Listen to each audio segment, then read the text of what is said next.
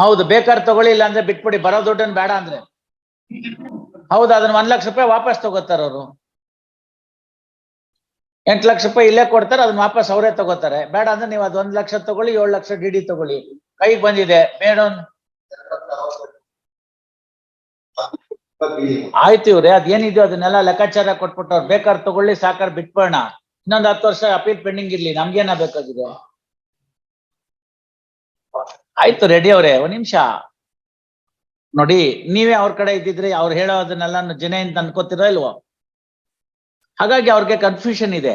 ವಯಸ್ಸಿನಲ್ಲಿ ಹಿರಿಯರಿದ್ದಾರೆ, ಅವ್ರಿಗೊಂದ್ ಮಾತು ಹೇಳೋಣ. ಅವ್ರು ಒಪ್ಪಿದ್ರೆ ಸಂತೋಷ, ಒಪ್ಲಿಲ್ಲ ಅಂತಂದ್ರೆ ಇನ್ನೊಬ್ಬರ ಮುಂದೆ ಅಪೀಲ್ ತೀರ್ಮಾನ ಆಗತ್ತೆ ಮೆರಿಟ್ಸ್ ಮೇಲೆ. ಆಗ್ಲಿ ಬಿಡಿ. ಇದೇನಾದ್ರು ನಮ್ಗೇನಾದ್ರು ತೊಂದರೆ ಇದೆಯಾ ಇದರಿಂದ? ಪೆಂಡೆನ್ಸ್ ಇರೋದ್ರಿಂದ ಇಲ್ಲ. ಬೇಗ ಮುಗಿದ್ರೆ ಅವ್ರ ಜೀವಿತ ಕಾಲದಲ್ಲಿ ಅವ್ರ ಹಣ ನೋಡ್ತಾರೆ, ಮಾಡ್ಲಿ ಅನ್ನೋ ಉದ್ದೇಶ. ಅವ್ರಿಗೆ ಹೇಳೋಣ. ಅಲ್ಲಿ ಸ್ನಬ್ ಮಾಡ್ಬಿಡೋದಕ್ಕಿಂತ ತಿಳಿ ಹೇಳೋದು ಒಳ್ಳೇದು. ಸ್ನಬ್ ಮಾಡ್ಬಿಟ್ರೆ ಏನನ್ಸುತ್ತೆ ಕಕ್ಷಿಗಾರಗಳಿಗೆ? ಅಯ್ಯೋ ನನ್ನ ಏನ್ ನನ್ ತೊಂದರೆ ತಾಪತ್ರ ಇತ್ತು ಅದನ್ನ ಹೇಳ್ಕೊಳ್ಳಕ್ ಕೋರ್ಟ್ನವ್ರು ಬಿಡ್ಲಿಲ್ಲ ಅಂತ ಆಗುತ್ತೆ. ವಕೀಲರನ್ನ ಹೋಗಿ ಅಲ್ಲಿ ಬೈತಾರೆ.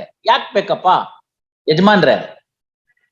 8 ಲಕ್ಷ ರೂಪಾಯಿ ಅವತ್ತಿನ ದಿವಸ ಹೇಳಿದ್ದು ಕೂಡ ಈಗಾಗ್ಲೇ ಇರ್ತಕ್ಕಂಥ ಅಮೌಂಟ್ ಎಲ್ಲ ಸೇರಿ, ಅದು ತಮ್ಗೆ ಒಪ್ಪಿಗೆ ಇದ್ರೆ ತೆಗೆದುಕೋಬಹುದು. ಒಪ್ಪಿಗೆ ಇಲ್ವಾ ಅಷ್ಟೇಪ್ಪ, ಅದೆಲ್ಲ ಸೇರೇನೇನೆ. ಅದ್ ಬಿಟ್ಟು ಅಂತ ಅಂತಿಲ್ಲ. ಅದನ್ನೆಲ್ಲ ಸೇರಿಸಿ ಅಲ್ಲಿ 1 ಲಕ್ಷ ರೂಪಾಯಿ ಎಕ್ಸಿಕ್ಯೂಷನ್ ಕೋರ್ಟ್ ನಲ್ಲಿ ಕಡೆಗೆ ಡೆಪಾಸಿಟ್ ಇದೆ. ಅದನ್ನ ತಾವು ಕೊಟ್ಬಿಟ್ಟಿದ್ರೆ ಅದನ್ನ ಆಯ್ತು, ಅದನ್ನ ಮೈನಸ್ ಮಾಡ್ಕೊಳ್ಳಿ. ಇಲ್ಲಿ 2,32,000 ರೂಪಾಯಿ ದುಡ್ಡಿದೆ, ಅದನ್ನು ನೀವು ವಿಡ್ರಾ ಮಾಡ್ಕೊಳ್ಳಿ. ಇನ್ ಮಿಕ್ಕಿದ ದುಡ್ಡಿಗೆ ಡಿ ತಂದಿದ್ದಾರೆ. ತಮ್ಗೆ ಒಪ್ಪಿಗೆ ಇದ್ರೆ ಇವತ್ತು ಕೊಡ್ತಾರೆ, ಬೇಡದೆ ಹೋದ್ರೆ ಕೇಸ್ ನಡೀತಾ ಇರುತ್ತೆ. ಯಾವತ್ ನಡೆಯುತ್ತೆ, ಮುಗಿಸ್ಕೊಂಡ್ ಬಿಡೋಣ ಅಷ್ಟೇನೆ. ನೋಡಿ, ಅವ್ರ ಹತ್ರ ಮಾಡಿದಾರೆ, ಎಲ್ಲ ಬರೆದು ಹಾಕಿದ್ದಾರೆ.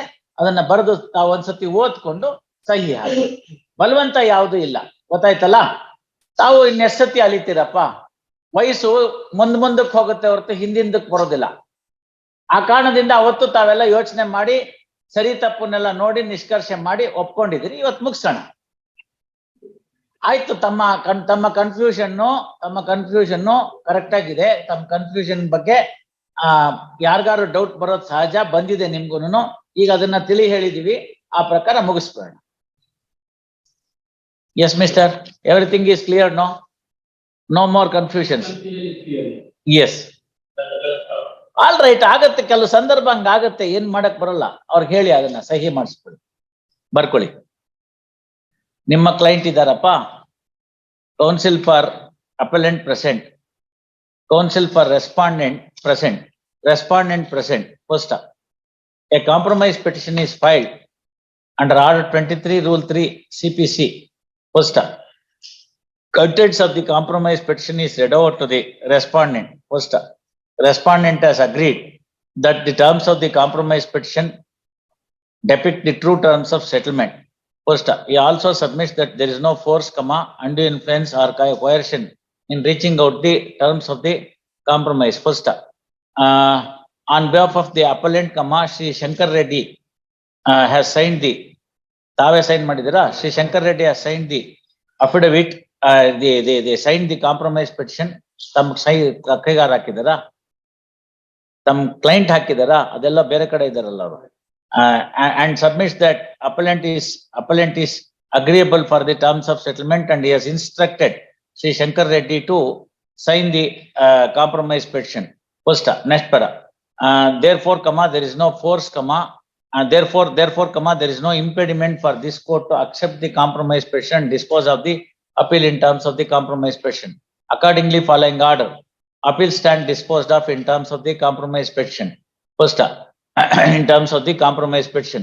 First, office is directed to pass a modified decree in terms of the compromise petition, appending the copy of the compromise petition as part of the decree. First, next para. In pursuance of the compromise petition, DD, the demand draft in a sum of rupees 4,38,000 rupees is tendered by the counsel for appellant to the respondent, and the same is acknowledged by signing in the order sheet. First, amount in deposit in a sum of rupees 2,32,000 is 2,62,000 is ordered to be returned to the respondent. Adena idralli ittidira ಸುಮ್ನೆ ಹಂಗೆ ಇದೆ ನೋಡಿ, ಅದೇನೋ general order ಏನೋ ಆಗಿರುತ್ತೆ. Order sheet ತೆಗಮ್ಮ. General order ನಾವೆಲ್ಲ deposit ಗಿಡ್ಸಿದ್ವಿ, ಇದ್ರೆ with accrued interest.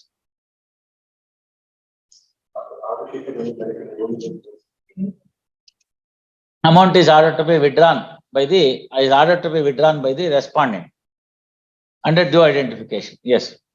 Okay. Refund of court fees, permissible refund of court fees allowed.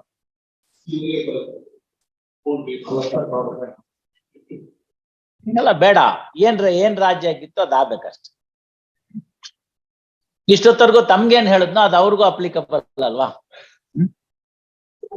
ಅಲ್ಲಿ ಒಂದ್ ಜನರಲ್ ಆರ್ಡರ್ ಮಾಡಿಸಿದ್ವು ನಾವಿದ್ದಾಗ. ಅದೇನಾಗಿತ್ತು ಅಂದ್ರೆ ಏನಾದ್ರು ಅಮೌಂಟ್ ಡೆಪಾಸಿಟ್ ಅಲ್ಲಿ ಇತ್ತು ಅಂತಂದ್ರೆ ಅದನ್ನ ಬ್ಯಾಂಕ್ ಡೆಪಾಸಿಟ್ ಮಾಡಿ ಅಂತ.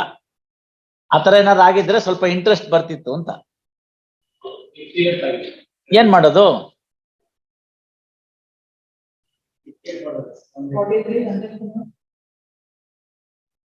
ಆಗ್ಬಿಡಿ, ಅದನ್ನ ಯಾರು ಬೇಡ ಅಂದ್ರಮ್ಮ.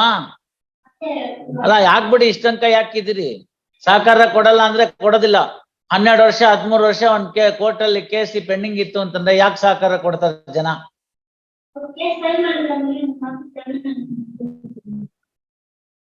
ಅಲ್ರಿ, ಒಬ್ಬ ಡಾಕ್ಟರ್ ಹತ್ರ ಹೋಗ್ತೀರಿ ತಲೆನೋವು ಅಂತ, ಅವ್ರು ಗುಳಿಗೆ ಕೊಡ್ತಾರೆ, ಸರಿ ಹೋಗಲ್ಲ. ಮುಂದಿನ ವಾರ ಹೋಗ್ತೀರಿ, ತಿರ್ಗಾ ಇನ್ನೊಂದು ಗುಳಿಗೆ ಕೊಡ್ತಾರೆ, ಸರಿ ಹೋಗಲ್ಲ. ಮುಂದಿನ ವಾರ ಹೋಗ್ತೀರಿ, ಇನ್ನೊಂದು ಸಿರಪ್ ಬರ್ಕೊಡ್ತಾರೆ, ಸರಿ ಹೋಗಲ್ಲ. ಮತ್ ತಿರ್ಗಾ ಡಾಕ್ಟರ್ ಹತ್ರ ಯಾಕೆ ಹೋಗ್ತಾರೆ? It is as simple as that ಅಲ್ವಾ? 13 ವರ್ಷ ಆಗಿದೆ ಅಪೀಲ್ ಆಗಿ, ನೀವೇನು ಅವ್ರಿಗೆ ರಿಲೀಫ್ ಕೊಡ್ಸಿಲ್ಲ, ಯಾಕೆ ಬರ್ತಾರ ನಿಮ್ಮ ಹತ್ರ?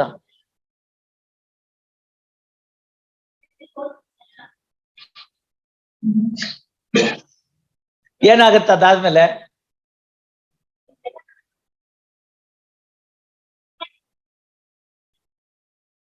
ಅದನ್ನ ಈಗ್ಲೇ ಮಾಡ್ಬೋದಾಗಿತ್ತಲ್ಲ, ಇವತ್ತೇ ಅದಕ್ಕೋಸ್ಕರ ಕೇಳ್ಬೇಕಾ? ಯಾವತ್ ಬರ್ದಿದ್ದೀರಿ ತಾವ್ ಲೆಟರ್ನ?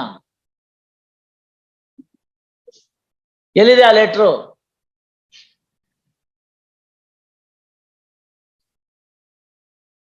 ಅಕ್ನಾಲೆಜ್ಮೆಂಟ್ ಅಲ್ಲಿ ಬಂತಲ್ಲ, ಹಾಕ್ಬಿಡಿ. ಅದನ್ನೆಲ್ಲ ಸೇರ್ಸಿ ಒಂದು ಫೋಟೋ ಕಾಪಿ ಹಾಕಿ ಮೆಮೋ ಆಫ್ ರಿಟೈರ್ಮೆಂಟ್ ಇವತ್ತೇ ತಗೋತೀನಿ. So that I will order for court notice. ನಾ ಹೇಳೋದು ನಿಮ್ಗೆ ಅರ್ಥ ಆಯ್ತಲ್ಲ? ರಿಟೈರ್ ಆಗೋದಾದ್ರೆ ಇವತ್ತು ಮೆಮೋ ಹಾಕಿ, ಇಲ್ಲದೆ ಹೋದ್ರೆ ಮ್ಯಾಟ್ರ್ ಪೆಂಡಿಂಗ್ ಇರ್ಲಿ. ಬರ್ತೀನಿ ಅಂದ್ರೆ ಬರ್ಲಿ ಬಿಡಿ. Pass over. Narasimhamurthy. Page 19, 41. Page 20.